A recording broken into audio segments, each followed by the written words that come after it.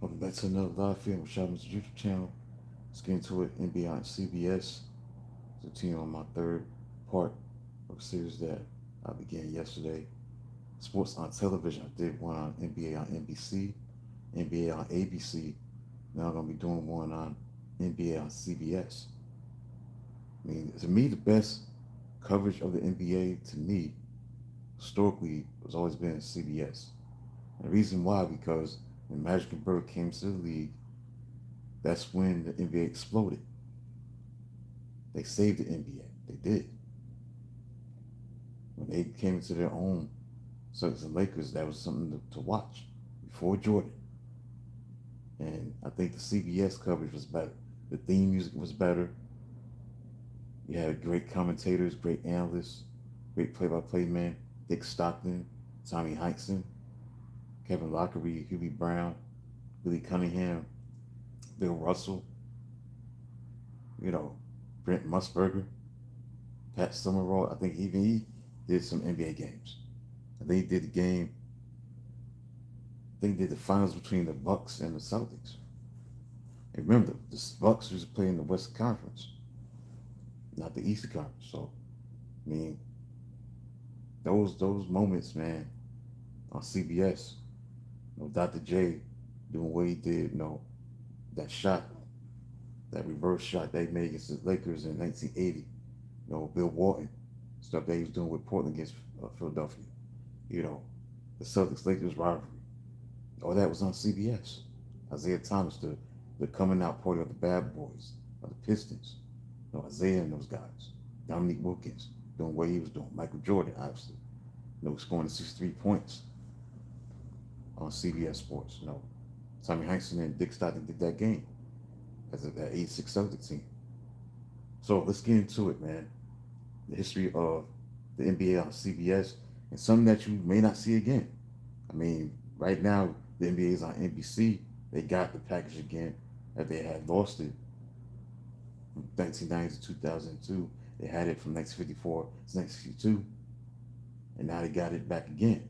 Will that ever happen again moving forward, like as we go into the next decade? Will the NBA come back to CBS? Thanks for the 10 people tuning in. Hit the like button, subscribe to the channel. Appreciate it if you do.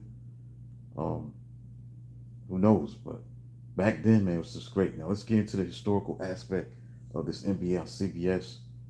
It aired on October 20th, 1973,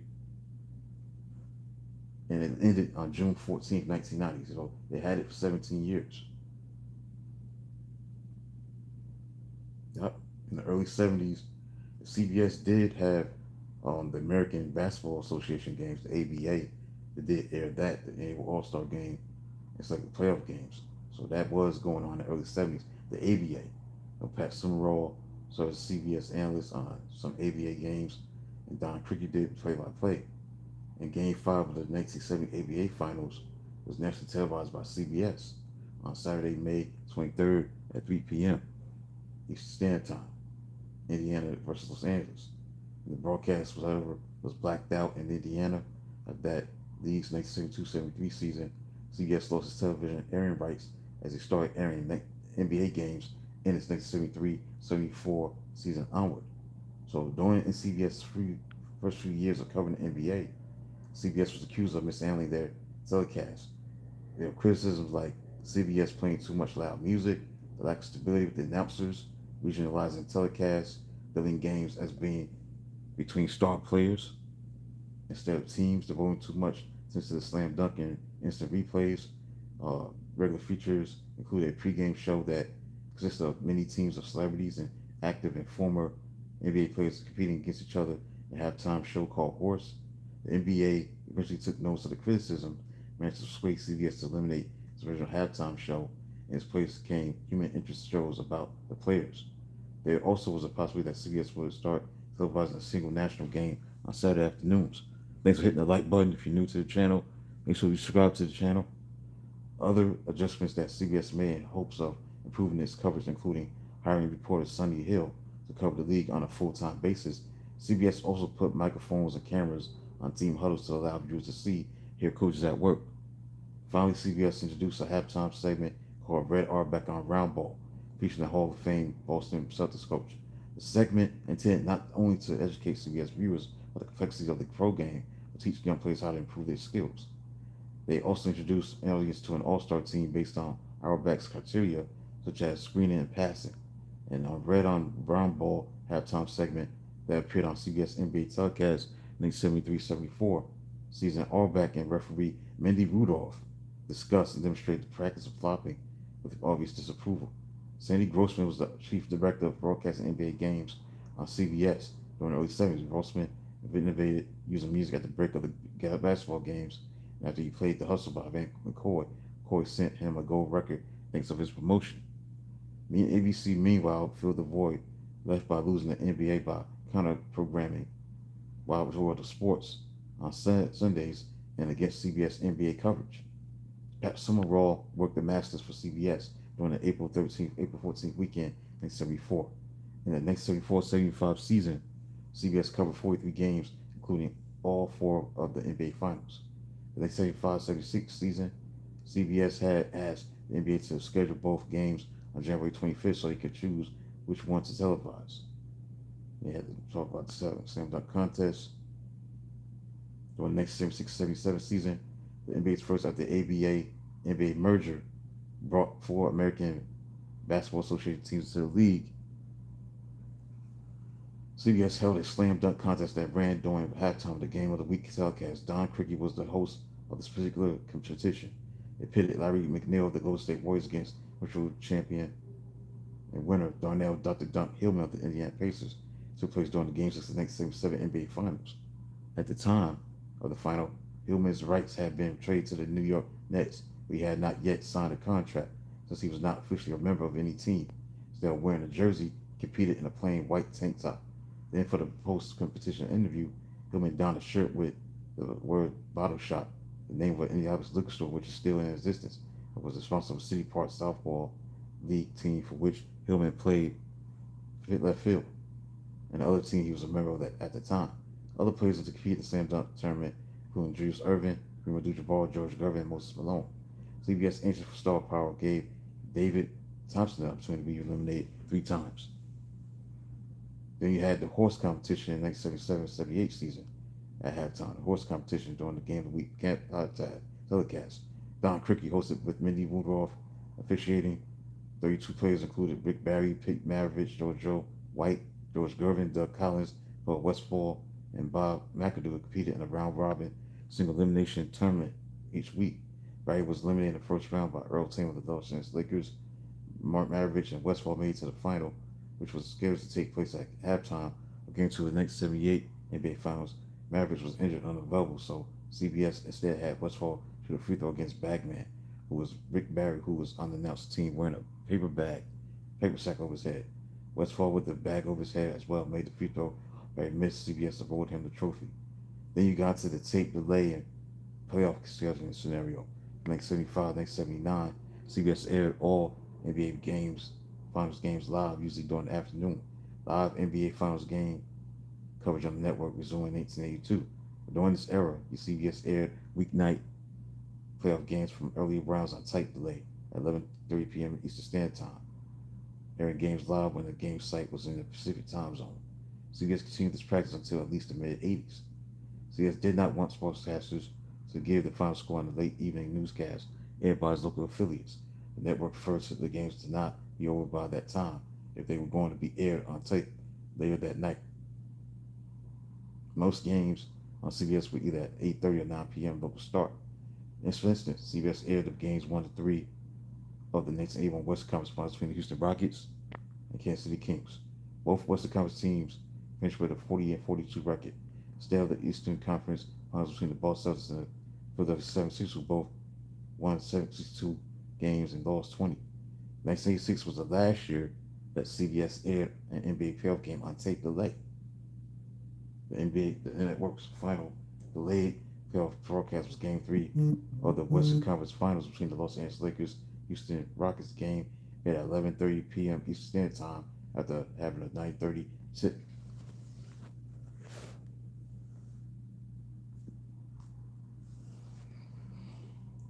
Due to the NBA's lack of widespread popularity during the 1970s and 80s, early 80s, the networks tinkered with the league's schedule.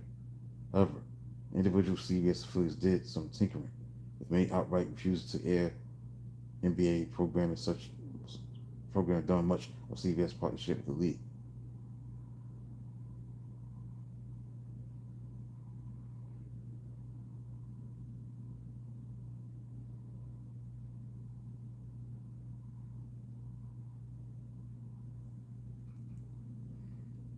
WCPO in Cincinnati, CBS affiliate with the NBA on CBS era, did not carry many regular season games in the 70s, signed to run movies and other programming instead.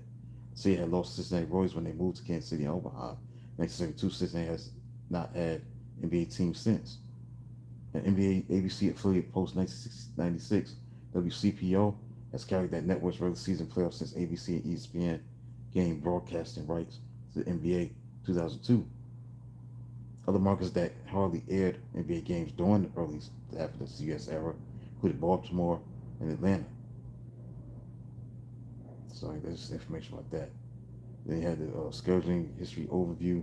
1976 NBA Finals had 3 straight off days between Sunday and afternoon, and opener game 2 of the following Thursday night due to CBS concerns with low ratings. And the 1975-76 network television season ended after Wednesday, May 26th.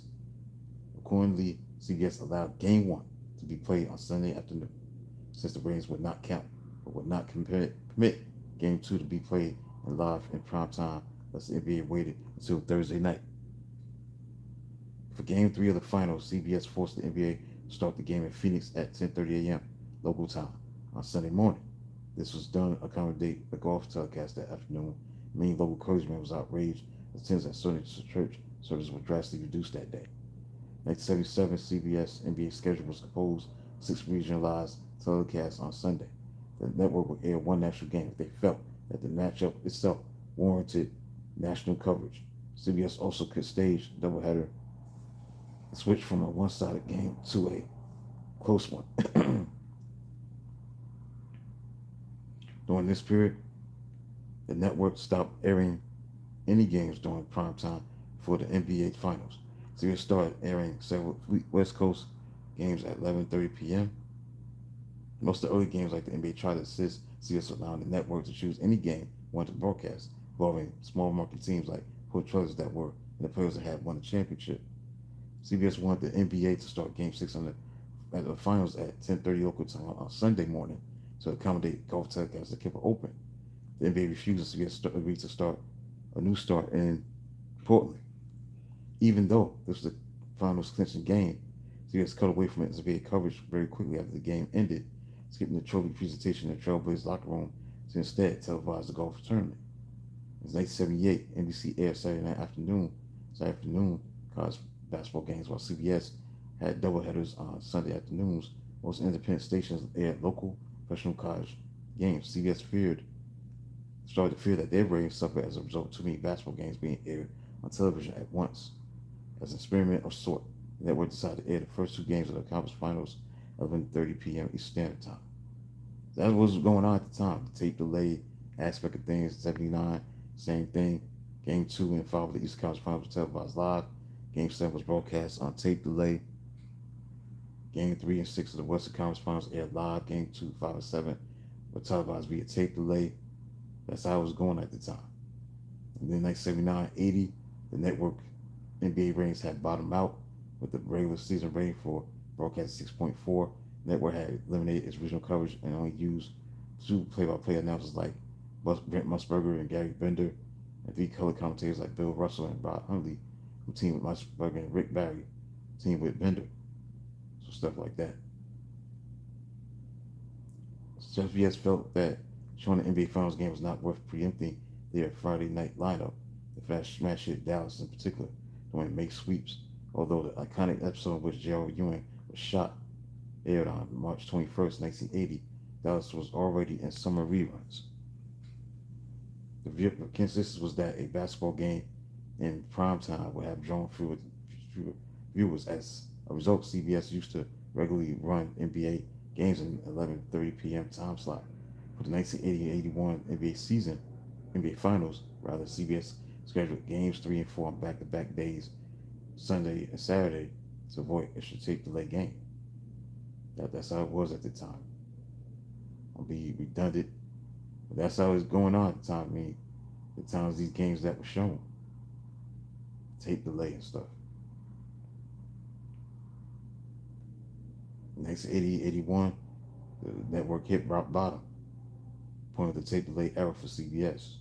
So, stuff like that. So the NBA was going through it, even though it was great coaches NBA on CBS, but they was still dealing with the tough times of putting these games on tape delay and stuff like that, and trying to find their own niche to get good ratings. You know, amazing, interesting stuff. I mean, even during this era, the era where CBS typically provided original coverage of two games in the late Saturday afternoon time slot during the first 3 weekends of the playoffs. In 1986, CBS provided coverage of the Eastern Conference Finals, Western Conference Finals games on May 18th. This would be the last time that any NBA Conference Finals game was not nationally televised. So during the 80s, CBS showed, make sure NBA college basketball games during the regular season. Each March, CBS would essentially suspend its NBA coverage during the NCAA's men's basketball tournament. CBS typically showed a few regular season NBA games in the weeks after the NBA NFL season ended, before March Madness and several weekends leading to the playoffs. So 1982 NBA Finals marked the first time since 1978 that all the games aired live in their entirety.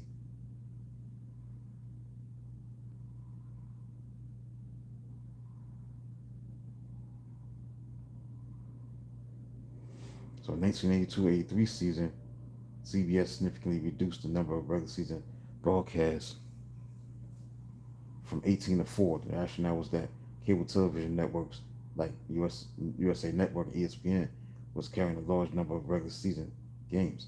In return, CBS executives believed that the public was being oversaturated with NBA coverage.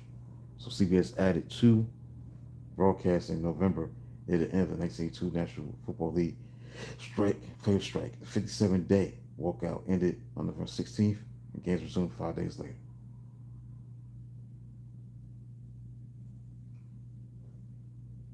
Now, if you're new to the channel, hit the like button. Subscribe to the channel if you like the content so far. 1983-84 season, CBS would televise just 10 out of 170 National League regular season games. CBS televised about 16 playoff games. 1984 featured an increase to 47 nationally televised playoff time slots, 43 national games plus 8 regional games and 4 windows.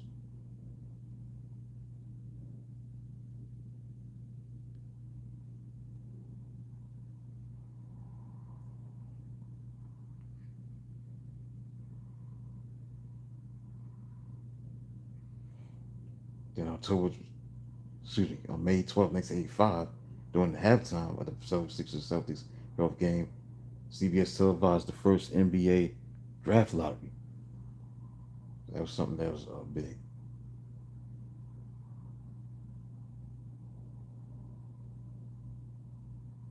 So 1986 was the last time CBS would air NBA playoff game on tape delay. That was Game 3 of the Western Conference Finals between the Los Angeles Lakers and Houston Rockets. The game aired at 11:30 p.m. Eastern Time, following the 9:30 p.m. tip. So that was the time. That was it. It was a beginning and an end for that. So that's how was going on with that.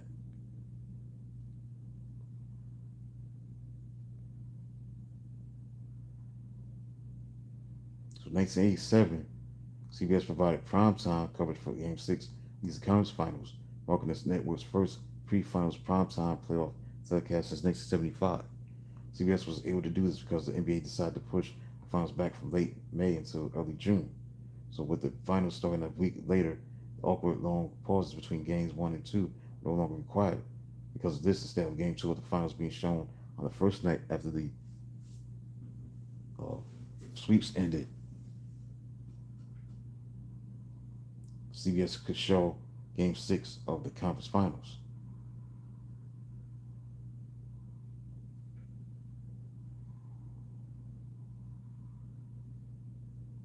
1987, the NBA Finals at the time hit a thin record rating 15.9. James Brown was the sideline reporter, latter being for Game 3 and 4, and Magic hitting that junior sky hook. Spell Bryant at 10 to his birth of his son. Brian O'Brien was a sideline reporter for Games 2, 1, 5, and 6.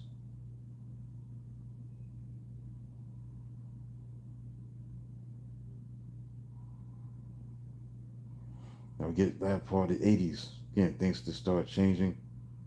They started telecasting 15 or 16 regular season games in the late 80s, stuff like that. So there was like a gradual change. Like in November 26, 1988, the Lakers played Detroit at 8:30 p.m. So the game started airing out airing out prime time during the regular season like that.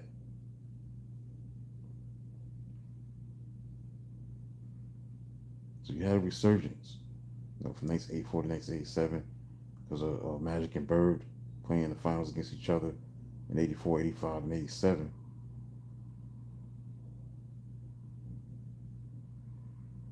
So CBS was able to sell the marquee players and teams like Julius Erving, the Philadelphia 76ers, Larry Bird, and the Boston Celtics, or Magic Johnson, and Los Angeles Lakers for a Game of the Week broadcast. So it had its ups and downs at CBS. I loved the coverage on CBS, especially in the 80s. But again, they had their growing pains because the ratings were low early part of the 80s. Despite Magic and Bird being in the league, they still struggled.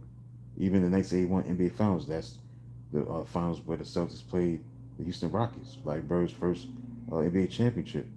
That, at the time, was the lowest NBA Finals rating ever, the lowest rated NBA Finals ever, until 2003. So the ratings were still, very low at that time.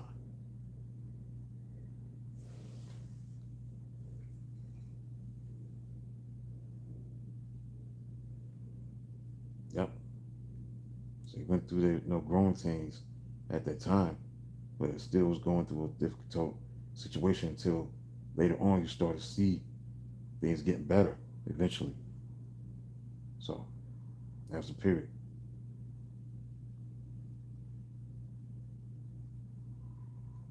Almost close to the close. Almost finished with this. Yep. So the rivalry between the Celtics and the Lakers definitely improved the ratings aspect because they played in, especially in the three finals that the two teams played in. And between 1981 and 1983, the ratings for CBS NBA telecast rose 12%. CBS highest rated NBA game rather, was Game 7 in the NBA Finals between the Lakers and the Pistons. So by the end of the coverage, CBS NBA ratings had been mostly respectable, with the lowest rated final after 1982 scoring 12.3, marked higher than any NBA final since 1998. So unfortunately,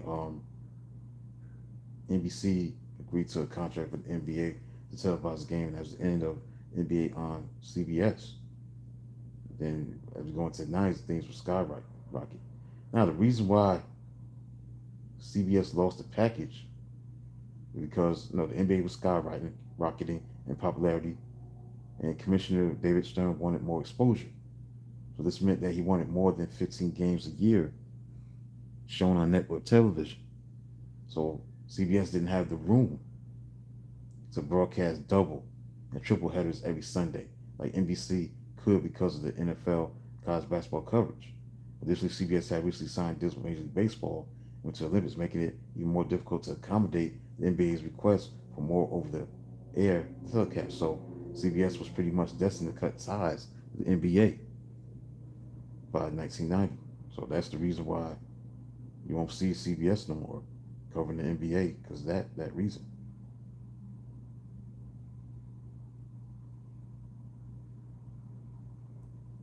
Yep. So from 1986 to 1990, CBS paid $47 million a year for NBA broadcast contract. So the final NBA game that CBS televised to date was Game 5 of the NBA Finals between the Detroit Pistons and the Portland Trail Blazers on June 14th, 1990. Pistons won 92-90 to clinch the second consecutive NBA championship. And they did a great montage with the last waltz by the band Marvin Gaye Spank Banner that he sung in 1983, signaling the end of this coverage of the NBA on CBS after 17 years. It had some great moments, man. Great moments. The finals with Larry Bird, Julius Erving, Kareem Abdul-Jabbar. We did a lot of great stuff. Magic being in the finals a lot. Here's Dick Stockton, what he would say towards the end of that game against the Pistons in Portland Trail. He said, here's Dick Stockton. He said, well, I guess now the time has come. This is our last game, as many of you may know. It's really the end of a 17-year love affair between CBS and the NBA. For every member of our broadcast team, I mean technicians and cameramen, production people, terrifically talented folks in the truck, where it all happens, and of course, the commentators. This has been an extraordinary experience. We witnessed the careers of Julius Erving, Larry Bird, Magic Johnson. We've seen Michael Jordan take flight. All the players actually fired the imagination, not only for the entire generation of NBA fans, but for all of us at CBS. We know we leave the NBA in good hands. But to Isaiah, Hakeem, Patrick, and David Robinson, and to all the players, coaches, and you, the viewers, we're going to miss all of you. So long. So a great, great send-off. Wow, man. Saturday, November 25th, 1980, Chicago versus Golden State play against each other at that time. Wow. So this was the final regular season games that would be on CBS.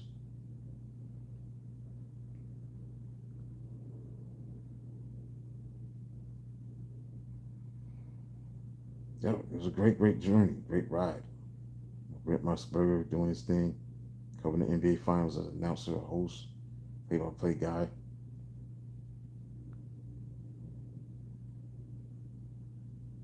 Kevin Lockery, Lee Brown, Billy Cunningham, Bill Raftery was working as a studio analyst in a sense, because must be the lead studio host. Dick Stockton definitely was the lead voice of the NBA on CBS, 1981 to 1990. He was the guy, no doubt.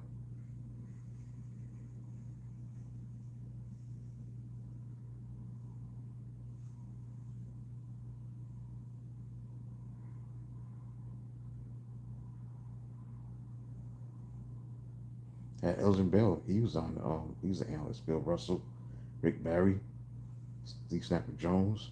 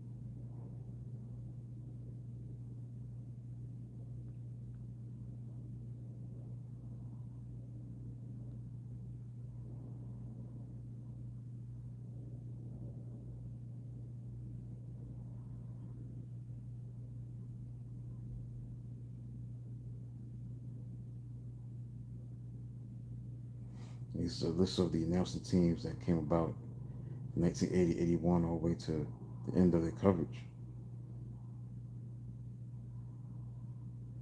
The NBA Finals announcers, a lot of great information.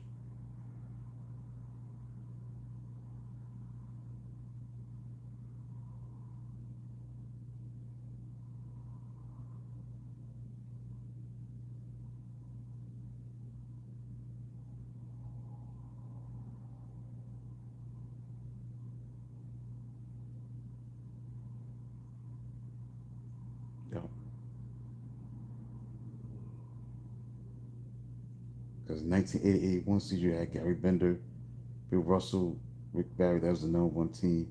And Dick Stockton and Kevin Lockery was the number two team. Frank Lieber and Dick Mata was the number three team. And Rick Barry and Rod Hudley were the number 4 announcing team. Then 1982, 1981, 1982, Dick Stockton and Bill Russell was the number 1 team. Frank Kleber and Hubie Brown was the number 2 team. Jim Kelly and Doug Collins was the number 3 team.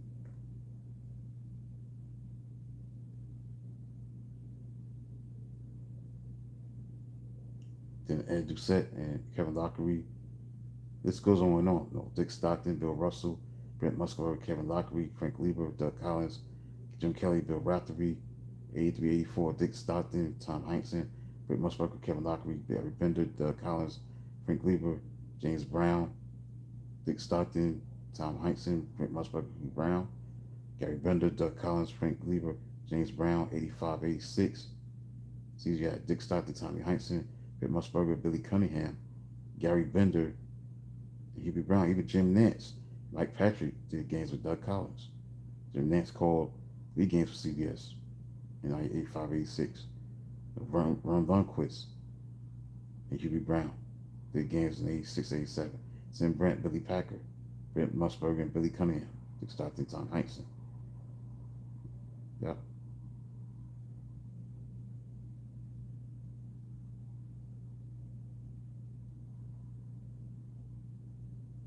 Then, Billy Cunningham and Stockton did the one announcing team in 87, 88. Tom Heinsohn was moved with Brent Musburger as number 2 team. Lundquist and Brown, Brent and Packer. Then 88, 89, you had Hubie and Stockton. They did a couple seasons together. Brent Musburger and Bill Raftery was number 2. Brian Lundquist and Tom Heinsohn. And Greg Gumbel and Quinn Butler. And then the final season, you had Dick Stockton, Hubie Brown, Vern Lundquist, and Len Elmore, James Brown, Tommy Heinsohn, and Greg Gumbel and Quinn Buckner. Yep. Now the NBA Finals announced again, Pat Summerall, and he was a great announcer, obviously, for what he did with the National Football League. But he held his own as a announcer for the NBA Finals. In '74, he did the first NBA Finals between the Bucks and the Celtics. With Rick Barry, Rod Hundley. Then it was Brent Musburger, Oscar Robertson in '75, Brent Musburger, Lindy Rudolph, and Rick Barry in '76, '77, Brent Musburger, Rick Barry, and Steve Jones. '78, it was Brent Musburger, Rick Barry, and John Havlicek. In '79, it was Brent Musburger, Rick Barry, and Ron Hudley. 1980, it was Brent Musburger, Ron Hudley, and Bill Russell. And that's the thing about Brent Musburger. He was the voice of the NBA Finals. He did those NBA Finals from 1975 to 1980. Then, and as we go into 81, it was Gary Bender, Bill Russell, and Rick Barry. Then Dick Stockton took over as the lead voice of the NBA Finals. Dick Stockton, Bill Russell, 82, 83, Dick Stockton, Bill Russell. Then Tommy Heinsohn with Dick Stockton for the next 4 years. Then Billy Cunningham in 88, and a couple years after that, Hubie Brown. So that was a great time. So that's it, man. That's it. Look at the history of the NBA Finals.